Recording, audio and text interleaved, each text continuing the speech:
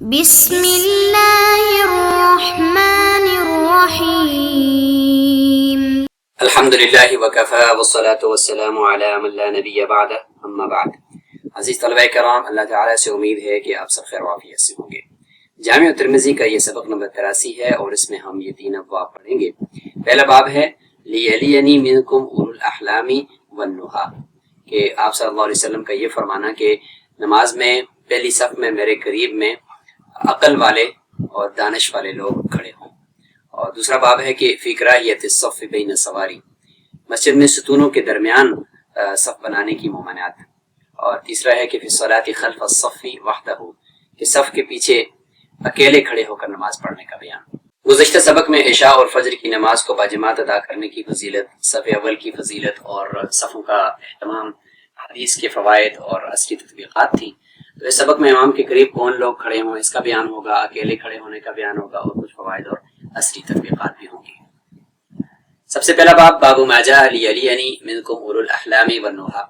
وبه قال حدثنا نصر بن علي الجهضمي قال حدثنا يزيد بن زريع قال حدثنا خالد الحذاء عن ابي معشر عن ابي ابراهيم عن علقمة عن عبد الله رضي الله عنه عن النبي صلى الله عليه وسلم قال ليليني منكم اولو الاحلام والنهى ثم الذين يلونهم ولا تختلفوا فتختلف قلوبكم واياكم وهيشات الاسواق۔ رسول اللہ صلی اللہ علیہ وسلم نے فرمایا کہ میرے قریب صف میں عقل والے اور دانش والے لوگ کھڑے ہوں، پھر وہ لوگ جو ان کے قریب ہیں، یعنی اس سے پچھلی صف میں پھر وہ لوگ کھڑے ہوں جو ان کے قریب عقل والے ہیں لیکن تھوڑا سا ان سے کم درجے کی ہیں، تو وہ کھڑے ہوں۔ تو فرمایا کہ ولا تختلفوا، صفیں سیدھی رکھو اور صفوں کو درستگی کرو، ورنہ اللہ تعالیٰ تمہارے دلوں کے درمیان اختلاف پیدا فرما دیں گے۔ اور بازار کی طرح جو شور و شغب ہوتا ہے اس سے بچنے کی کوشش کرو۔ حیشات کہتے ہیں، حیشت ان کی جمع، کہ بازار کے اندر جو شور و شغب ہوتا ہے جیسے منڈیوں کے اندر، اس طرح کا شور مسجد کے اندر کرنے سے بچو۔ اور اس باب میں حضرت ابی بن کعب، ابو مسعود، ابو سعید خدری، برا بن عازب اور انس رضی اللہ عنہ کی روایات بھی موجود ہیں۔ امام ترمذی رحمہ اللہ فرماتے ہیں حدیث ابن مسعود رضی اللہ عنہ حدیث حسن غریب، وروی عن النبی صلی اللہ علیہ وسلم انه كان يعجبه ان يليه المهاجرون والانصار ليحفظوا عنه، وخالد الحذاء هو خالد بن مهران يكنى ابا المنازل۔ رسول اللہ صلی اللہ علیہ وسلم یہ پسند فرماتے تھے کہ ان کے قریب میں پہلی صف میں مہاجر صحابہ اور انصار صحابہ کھڑے ہوں، تاکہ ایک تو یہ کہ سیکورٹی بھی ہو کہ آپ صلی اللہ علیہ وسلم کی وہ حفاظت کر رہے ہوں، اور ساتھ یہ بھی کہ اگر کہیں آپ صلی اللہ علیہ وسلم کو دیکھ کر ان کی نماز کو محفوظ بھی کر لیں۔ اور بعد میں چونکہ آپ صلی اللہ علیہ وسلم کے بعد یہ حکمت اب تک باقی ہے کہ اگر لقمہ دینا پڑے امام کو، اگر امام کا اگر کسی بھی وجہ سے نماز ان کو چھوڑنی پڑ جائے تو وہاں قریب میں ایسے لوگ موجود ہوں کہ جو اس نماز کو جاری رکھ سکیں آگے ہو کر، تو اس طرح کے لوگ کھڑے ہوں۔ اور خالد الحذاء، یہ خالد الحذاء، حذاء تو موچی کو کہتے ہیں، تو خالد الحذاء ان کو اس لیے کہا جاتا تھا کہ یہ موچی کے پاس بیٹھتے تھے، اس وجہ سے ان کے نام کے ساتھ یہ لقب لگ گیا۔ ان کا اصل نام ہے خالد بن مہران، ان کو ابو المنازل کنیت کے ساتھ بھی جانا جاتا ہے۔ سمعت محمد بن اسماعیل یقول، امام ترمذی رحمہ اللہ فرماتے ہیں کہ میں نے امام بخاری کو یہ فرماتے ہوئے سنا کہ ان خالد الحذاء ما حدا نعلا قط، کبھی بھی انہوں نے موچیوں والا کام نہیں کیا اور کسی بھی جوتے کو جو ہے اس کی مرمت نہیں کی۔ انما كان يجلس الى حذاء فنسب الیہ، یہ موچی کے پاس بیٹھا کرتے تھے تو اسی لقب سے وہ مشہور ہو گئے۔ ابو معشر اسمہ زیاد بن کلیب، ابو معشر کنیت ذکر تھی تو ان کا پورا نام لازمی تھا بتانا، تو اس لیے فرمایا کہ ان کا نام ہے زیاد بن کلیب۔ باب ما جاء فی کراہیت الصف بین السواری۔ وبه قال حدثنا حناد قال حدثنا بقي عن سفيان عن يحيى بن هاني بن عروة المرادي عن عبد الحميد بن محمود قال صلينا خلف أمير من الأمراء فاضطرنا الناس فصلينا بين ساريتين فلما صلينا قال أنس بن مالك رضي الله عنه كنا نتقي هذا على عهد رسول الله صلى الله عليه وسلم۔ عبد الحمید بن محمود فرماتے ہیں کہ ہم نے ایک اپنے حاکم میں سے کسی ایک حاکم یا امیر کے پیچھے نماز پڑھی، تو رش بہت زیادہ تھا، لوگوں نے ہمیں مجبور کیا تو ہم نے کچھ صفیں جو ہے نا وہ ستونوں کے درمیان میں بنا دی اور ہم نے وہاں پہ نماز پڑھ لی. اور ظاہر ہے کہ جب ستونوں کے درمیان صفیں بنی ہیں تو ستونوں کی وجہ سے وہ صفیں بیچ میں سے کٹ گئی تھیں اور ایک ایک دو دو لوگ کھڑے تھے. تو فرمایا کہ ہم نے جب نماز پڑھ لی تو حضرت انس بن مالک رضی اللہ عنہ بھی وہاں پہ موجود تھے. تو انہوں نے فرمایا کہ ہم تو ایسے کام کرنے سے بچتے تھے آپ صلی اللہ علیہ وسلم کے زمانے میں کہ ہم ستونوں کے درمیان میں نہیں کھڑے ہوتے تھے. وفي الباب عن قرة بن إياس المزني رضي الله عنه قال أبو عيسى حديث أنس رضي الله عنه حديث حسن صحيح وقد كره قوم من أهل العلم أن يصفى بين سواري. اہل علم نے مکروہ سمجھا ہے اس کو کہ ستونوں کے درمیان میں صف بنائی جائے. اور وبه يقول احمد واسحاق وقد رخص قوم من اهل العلم في ذلك. ایک اہل علم کی جماعت نے اس کی اجازت بھی دی ہے. تیسرا باب ہم دیکھتے ہیں باب ما جاء في الصلاة خلف الصف وحده. وبه قال حدثنا هناد قال حدثنا ابو الاحوص عن حسين عن هلال بن يساف قال اخذ زياد بن ابي الجعد بيدي ونحن بالرقة فقام بي على شيخ يقال له وابصة بن معبد من بني اسد فقال زياد حدثني هذا الشيخ ان رجلا صلى خلف الصف وحده وشيخ يسمع فامره رسول الله صلى الله عليه وسلم ان يعيد الصلاة. یہ ایک روایت ہے. ہلال بن یساف فرماتے ہیں کہ زیاد بن ابی الجعد نے میرا ہاتھ پکڑا اور ہم اس وقت رقہ مقام پر تھے اور مجھے ایک شیخ جن کا نام وابصہ بن معبد ہے بنی اسد قبیلے سے تھے ان کے سامنے لا کھڑا کیا. اور زیاد بن جعد نے کہا کہ اس شیخ نے میرے سامنے حدیث بیان کی ہے کہ ایک شخص نے صف کے پیچھے اکیلے نماز پڑھ لی تھی اور شیخ اس وقت سن رہے تھے, یعنی یہ وابصہ بن معبد یہ سن رہے ہیں اور زیاد جو ہے وہ ہلال بن یساف کے ساتھ مخاطب ہیں اور ہلال بن یساف کا ہاتھ پکڑ کر شیخ وابصہ بن معبد کے سامنے کھڑے ہیں اور زیاد یہ فرما رہے ہیں کہ یہ جو وابصہ بن معبد شیخ ہیں نا انہوں نے میرے سامنے یہ حدیث بیان کیا کہ ایک شخص نے اکیلے نماز پڑھ لی صف کے پیچھے تو رسول اللہ صلی اللہ علیہ وسلم نے اس کو حکم دیا کہ وہ اپنی نماز کو لٹا دیں. اس باب میں حضرت علی بن شیبان اور ابن عباس رضی اللہ عنہ کی روایات بھی موجود ہیں. امام ترمذی رحمہ اللہ فرماتے ہیں کہ یہ جو وابصہ بن معبد رضی اللہ عنہ کی حدیث ہے جو کہ یہ صحابی ہیں تو یہ حدیث حسن ہے اور اہل علم کی ایک جماعت نے اس بات کو مکروہ قرار دیا ہے کہ یصلی الرجل خلف الصف وحدہ وقالوا يعيد اذا صلى خلف الصف وحده. اور انہوں نے یہی فرمایا ہے کہ اگر اس نے اکیلے یہ نماز پڑھ لی ہے تو اس کو یہ نماز دہرانی پڑے گی, لوٹانی پڑے گی. وبه يقول احمد واسحاق وقد قال قوم من اهل العلم تجزئ اذا صلى خلف الصف وحده وهو قول سفيان الثوري وابن المبارك والشافعي وقد ذهب قوم من اهل الكوفة الى حديث وابصة بن معبد رضي الله عنه ايضا. ایک قوم اہل علم کی جس میں سفیان ثوری, عبداللہ بن مبارک اور امام شافعی رحمۃ اللہ ہیں وہ فرماتے ہیں کہ اگر کسی نے پڑھ لی تو نماز ہو جائے گی, نماز لوٹانے کی ضرورت نہیں ہے.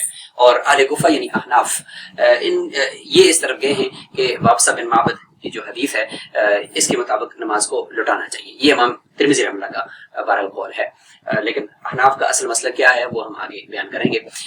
قالوا فقہاء اہل کوفہ امام ترمذی رحمۃ اللہ کے نزدیک وہ یہ فرماتے ہیں کہ من صلی خلف الصف وحدہ یعید, جس نے اکیلے پڑھ لی صف میں پیچھے کھڑے ہو کر اور آگے صف سے کسی کو پیچھے نہیں اپنے ساتھ لیا تو نماز کو یہ لوٹائے گا.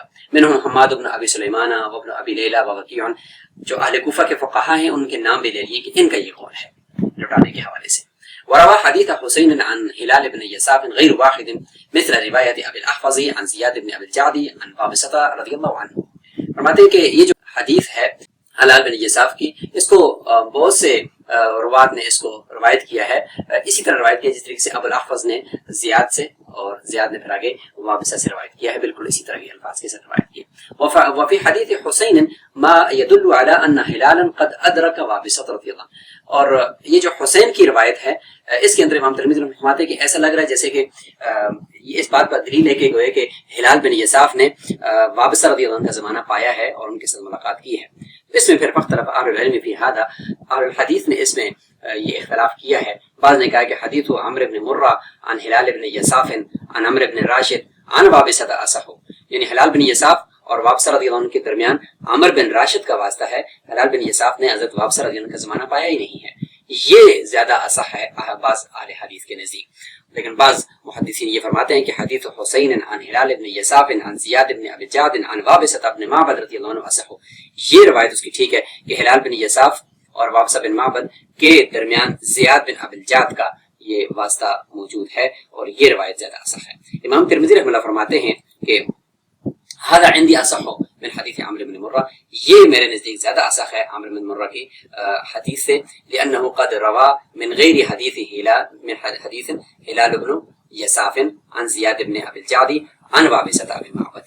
مانتے ہیں کہ اس لیے کہ اس نے یہ روایت عمرو بن مرہ کی جو روایت ہے انہوں نے من غیر حدیث بہت سی حدیث کے اندر ایک حدیث سے زیادہ میں انہوں نے یہ روایت کیا ہے کہ ہلال بن یساف عن زیاد عن وابصہ، اس طریقے سے انہوں نے نقل کیا اور اس میں زیاد بن جعد کا واسطہ نقل کیا ہے. تو خلاصہ یہ ہوا کہ یہ صحیح ہے کہ ہلال بن یساف جو ہے وہ انہوں نے وابصہ بن معبد کا زمانہ ہے نہیں پایا، بلکہ بیچ میں زیاد بن ابی الجعد کا واسطہ موجود ہے. وبه قال حدثنا محمد بن بشار قال حدثنا محمد بن جعفر قال حدثنا شعبة عن عمرو بن مرة عن زياد بن ابي الجعد عن وابصة. یہاں پہ عمرو بن مرہ یہ دیکھیں یہ فرماتے ہیں عن عمرو بن مرة عن زياد بن ابي الجعد عن وابصة. قال وحدثنا محمد بن بشار قال حدثنا محمد بن جعفر قال حدثنا شعبة عن عمرو بن مرة عن هلال بن يساف عن عمرو بن راشد عن وابصة بن معبد رضي الله عنه أن رجلا صلى خلف الصف وحده فأمره النبي صلى الله عليه وسلم أن يعيد الصلاة. تو یہ اسناد یہاں پہ آپ کے سامنے نظر آ گئی. امام ترمذی رحمہ اللہ فرماتے ہیں کہ سمعت جارود یقول، میں نے جارود کو یہ فرماتے ہوئے سنا کہ سمعت وکیعا یقول، کہ جارود یہ فرما رہے تھے کہ میں نے وکیع کو یہ فرماتے ہوئے سنا کہ اذا صلى الرجل خلف الصف وحده فانه يعيد، کہ وکیع نے یہ فرمایا کہ اگر کوئی شخص اکیلے صف میں کھڑے ہو کر جماعت کے ساتھ شریک ہو گیا تو اس کو یہ نماز دہرانی پڑے گی.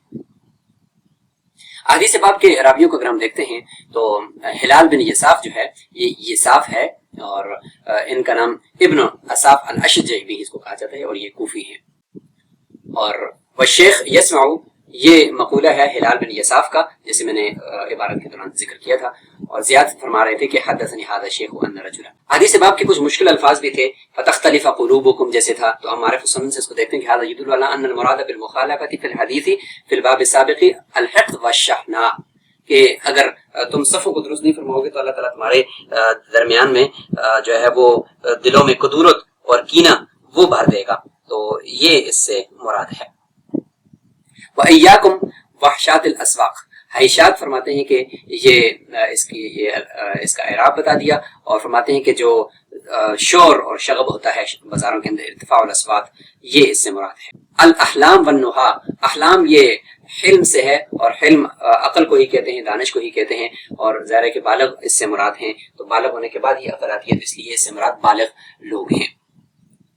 اور نہا یہ بھی نہیا کی جمع ہے کیونکہ یہ بھی عقل کو کہتے ہیں جو کہ روکتا ہے انسان کو برائیوں سے یا برے کاموں سے، تو اس لیے اس کو عقل کو بھی نہیا کہتے ہیں. تو نہا بھی اور احلام ان دونوں کا معنی عقل اور دانش ہے.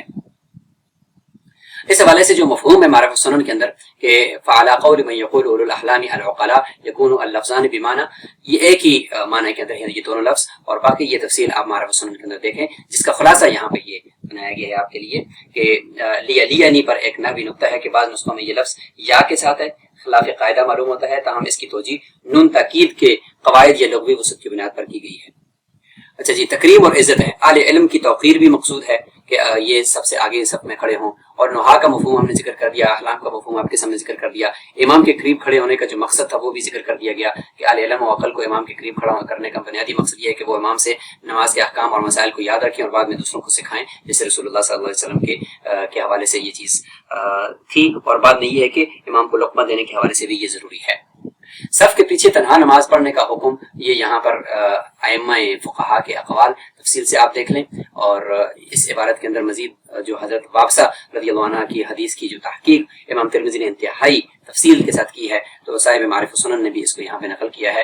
ہم یہاں پہ اس کا خلاصہ دیکھ لیتے ہیں کہ جدید فتویٰ یہ احناف کے نزدیک یہ کہ کھینچنے کی ممانعت ہے کہ اگلے صف سے کسی ساتھی کو پیچھے لے جائیں، کہ ممکن ہے کہ وہ شور کرے اور جھگڑا کرے آپ سے، اس لیے آپ پیچھے ہی کھڑے ہو کر نماز پڑھیں. لیکن صحیح جو قول ہے وہ یہ ہے کہ کسی کے جھگڑا کرنے سے ہم اس مسئلے کو تو نہیں چھوڑ سکتے، لہٰذا ہم یہ کریں گے کہ اس کو کافی حد تک کوشش کریں گے کہ اس کو سمجھا کر پیچھے کرنے کی کوشش کریں گے تاکہ آپ دونوں کھڑے ہو کر نماز پڑھیں اور اکیلے صف میں نماز نہ پڑھیں. اور اگر کچھ بھی ایسا نہیں کیا اور یہ اندیشہ ہے کہ نماز نکل جائے گی تو پیچھے اگر کھڑے ہو کر نماز پڑھ لی تو احناف کے نزدیک اس میں کوئی حرج نہیں ہے. امام احمد بن حنبل رحمہ اللہ فرماتے ہیں کہ نماز ہی باطل ہے اور جمہور فقہا کے نزدیک نماز مکروہ ہے مگر ادا ہو جاتی ہے. اور عملی طریقہ یہ ہے کہ صف میں جگہ نہ ہو تو کیا کریں. سابقہ رائے یہ تھی کہ اگلی صف سے کسی نمازی کو اشارے سے پیچھے کھینچ لیا جائے، لیکن اب جدید فتوی یہ ہے کہ اگر وہ جھگڑے کا کوئی قوی احتمال ہو تو پھر پیچھے کھڑے ہو کر ہی پڑھ لی جائے.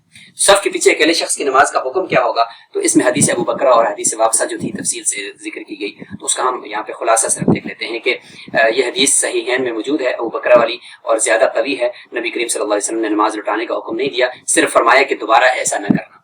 اور حدیث وابسہ جو نماز لٹانے کا حکم ہے، اس حدیث کی سند میں شدید اضطراب آپ کے سامنے نقل کر دیا. ہلال بن یساف کا وابسہ کے ساتھ کے زمانے کو پانا یا نہ پانا، بیچ میں اتصال، یہ کمزوری ہے جس کی وجہ سے امام شافعی، امام حاکم اور امام بھائی نے اس کی صحت پر کلام کیا ہے. جمہور فقہا کا فیصلہ یہ کہ تعارض کے وقت حدیث ابو بکرہ کو ترجیح دی جائے، لہٰذا مکروہ تحریمی ہوگی نماز مگر ادا ہو جائے گی. لا صلاۃ کا مطلب امام طحاوی کے نزدیک اس کا جو مطلب ہوگا یہ کامل نماز نہیں ہوتی، نہ کہ یہ کہ نماز باطل ہو جاتی ہے.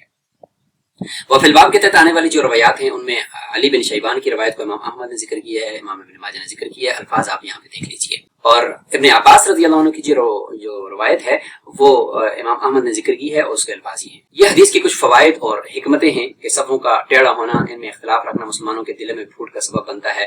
امام کے قریب صاحب علم اور سمجھدار لوگوں کا کھڑا ہونا نماز میں سہولت کا باعث ہے. اس کے علاوہ آپ دیکھ لیں کہ کتنے بہترین فوائد اور حکمتیں اس حدیث سے ہمیں ملتی ہیں. عصری تطبیق اگر آپ دیکھتے ہیں کہ پچھلی صف میں تنہا کھڑا ہونا، اگر اگلی صف میں جگہ نہ ہو تو کسی اور نمازی کا انتظار کرنا بھی بہتر ہے. علماء اور معززین کو پہلی صفوں میں جگہ دینا، یہ ہمیں آج پتہ چلا. مسجد میں دنیاوی شور و غل سے اجتناب کرنا چاہیے اور موبائل فون کی گھنٹی یا دنیاوی گفتگو بازاری شور کے زمرے میں آ جاتی ہے، لہٰذا اس سے بھی بچنا چاہیے. ستونوں کے درمیان صف بنانے کا جو حکم ہے تو اس کے بارے میں بھی منع فرمایا کہ دیکھیں کہیں بھی ایک بندہ کھڑا ہوگا، کہیں بھی دو کھڑے ہوں گے تو اس سے صف جو ٹوٹ جائے گی. البتہ رش کے مواقع پر جمع یا عیدین کی نماز کے دوران یا جمعے کی نماز کے وقت اس کی گنجائش معلوم ہوتی ہے. صفوں کی درستی اور جماعتی اتحاد، ظاہری نظم و ضبط اور صفوں کی درستی جماعت میں اتحاد کے لیے یہ لازمی چیز ہے. سبق سے متعلق یہ سوالات نوٹ فرما لیں جن کے جوابات آپ کمنٹ باکس کے اندر دیں گے، اور یہ سبق کا خلاصہ ہے. اسی کے ساتھ یہ آج کا سبق نمبر 83 اپنے اختتام کو پہنچا. السلام علیکم ورحمۃ اللہ وبرکاتہ.